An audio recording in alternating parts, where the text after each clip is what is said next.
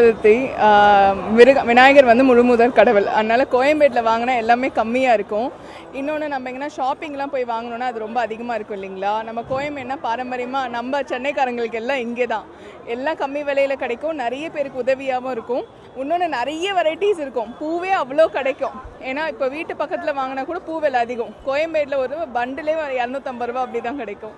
அதனால் இங்கே கோயம்பேடுக்கு வந்துடுறது. இங்கே கம்மியாக தாங்க இருக்கா, நிறைய பேர் விற்கிறாங்க. அப்புறம் எல்லாமே வந்து அஃபோர்டபுள் ப்ரைஸில் தான் இருக்குது, ரொம்ப அதிகம்லாம் கிடையாது. இது வரைக்கும் இவ்வளோ பூ வாங்கியாச்சு, இன்னும் நிறைய வாங்கணும். எனக்கு வந்து பண்டிகையிலே விநாயகர் சதுர்த்தி தான் ரொம்ப சூப்பராக கொண்டாடுறது. அதனால பயங்கர செலிப்ரேஷனாக தான் இருக்கும்.